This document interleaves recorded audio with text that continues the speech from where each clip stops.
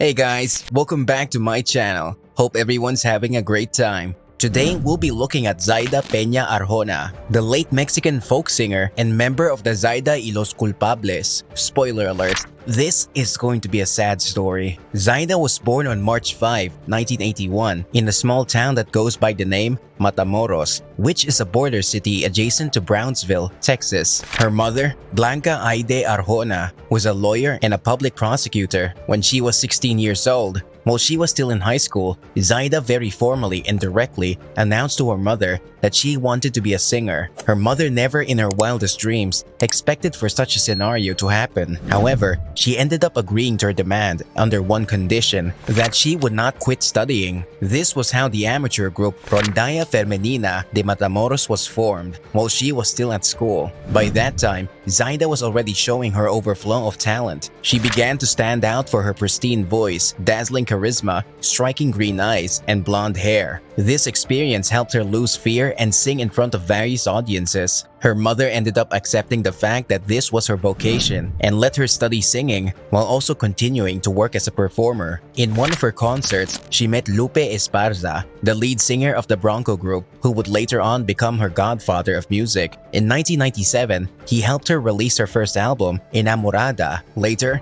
following Esparza's advice, she joined other talented musicians from the Mexican region to create the group Zayda y Los Culpables, translated into Zayda and the Guilty. Her band had musical variety that mixed instruments such as bass, drums, accordion, synthesizers, and electric guitars with lyrics about possible and impossible loves. Unfortunately, her music began to gain traction among the most notorious drug traffickers in the drug cartel. Zayda stayed away from the compositions called narco corridos. It's a branch of Mexican music that focused on the life of the drug traffickers. She, however, continued to make songs of love and feeling. That opened doors for her in Mexico and the southern United States. Between 1998 and 2006, Zayda and the Culpables made 9 record productions and achieved great fame thanks to the perseverance of the young woman to achieve her dream. But not all dreams are rosy. Zayda felt that her personal life was not good at all. She felt lonely and at times hinted that it was love sickness. Although her family has denied it,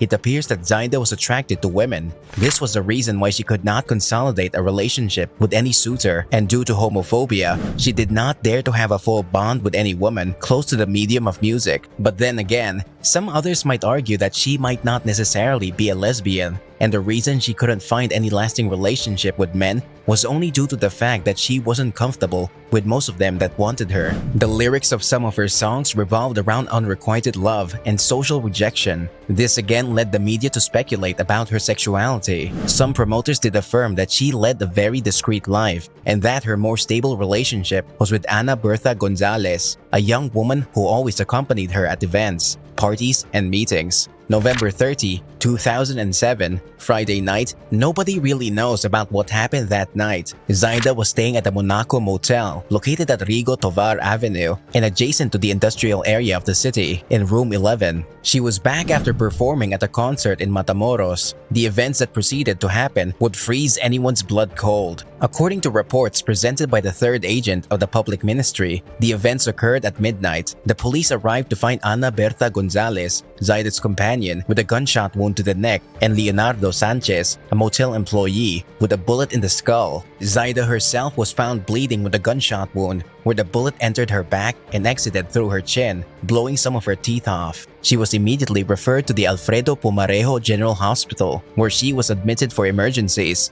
Apparently, Anna and Zayda were in the room. They made a request for room service. This was what cost the motel employee's life. The trio was shot multiple times by an unknown assailant. The gunshots made the management call the authorities. Upon arriving at the crime scene, the police tried to speak to Zayda, who was fighting for her life, but the woman could not say what had happened. Attended by emergency paramedics, the young woman was rushed to the ALFREDO PUMAREJO General Hospital, where she was treated in the emergency area. As a duty nurse, Rosario Garcia told the Tamaulipas newspaper El Mañana, the young woman had lost a lot of blood and her chin was fragmented, where the bullet had passed through. She was lucky that the bullet hadn't touched any of the main arteries, but the bleeding was very strong, and she has lost part of her teeth. An emergency surgery saved her life, and using an artificial respirator, she was transferred to a cubicle in the intensive care area, where her prognosis was guarded. The alarm call to the police made them go after the murderers, but it was unsuccessful. They managed to find an abandoned vehicle near the Puerto Mexico International Bridge, which was used by the person responsible for wounding Zayda and killing Ana, Bertha, and Leonardo, and had allegedly fled.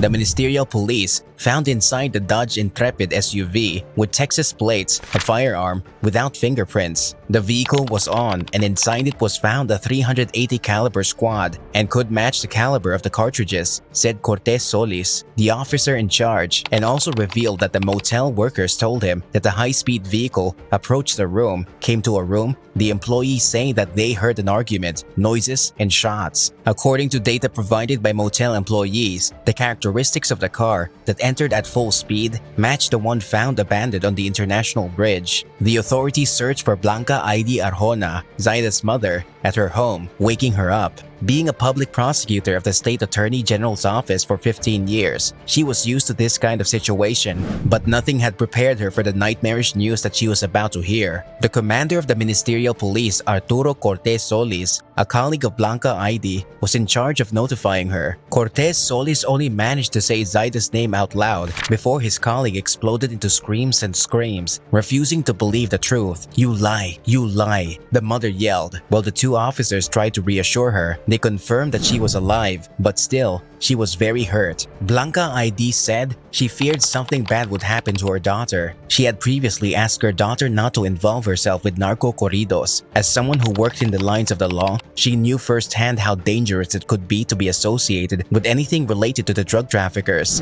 Blanca ID managed to see her daughter in intensive care, but she could no longer speak to her. As the investigation continued, officers escorted her home. Zayda's mother left the hospital around 4 a.m. and before 6 a.m., not knowing that the nightmare was not over. At around 6 a.m., several unidentified intruders entered the hospital at different points. One of them entered the intensive care area, approached Zayda, who remained unconscious, shot her point blank directly in the face, and then left before the astonished gaze of doctors, nurses, and security guards who could do nothing to prevent it. The investigation didn't get anywhere, and the case has remained an enigma to date. There are many speculations regarding her death. Some of them seem to think that her critical song, AMOR ILEGAL, had caused a stir in the drug cartel since it discussed about drugs and had a related theme, and this made her a target for the mafia. Many others seem to believe that the culprit was an ex-boyfriend of Ana Bertha Gonzalez, and the murder was caused by passionate affair. Official reports state the same. The culprit was aggravated at his ex and Zayda to the point where he chose to kill them both. Also, at the time, it was speculated that the alleged mastermind was a protected member of the Gulf Cartel, so it would be very difficult to pinpoint his location. The police also chose to detain the General Hospital guards because, according to what the ministerials pointed out, their attitude was suspicious since they allegedly said they had not realized it when the death squad infiltrated into the intensive care room. On the other hand, Blanca ID refused to accept that the incident was a passionate reckoning and presented the theory that the crime had been perpetrated, yes, by members of the Gulf Cartel, but to directly exact revenge on her, alleging that throughout her 20 years of experience within the state attorney's office, she had sent numerous prisoners to prison, members of the organization. The death of Zayda Pena Arjona remains unsolved, and 14 years have passed since that nightmare night, in which her mother felt that the world was coming upon her. Zayda and her band was almost reaching the height of their careers. They were among the most famous Mexican folk singers of their time and was getting even bigger, but all that came to an abrupt halt. Speculation continues, and her death adds to the tragic legacy of several group singers and narco corrido singers who have died or assassinated in violent and inexplicable circumstances. And that's it for today's video. I know for a fact that you've all found that informative. Please do like, share, and subscribe if you haven't already. Thank you for watching. Until next time, peace.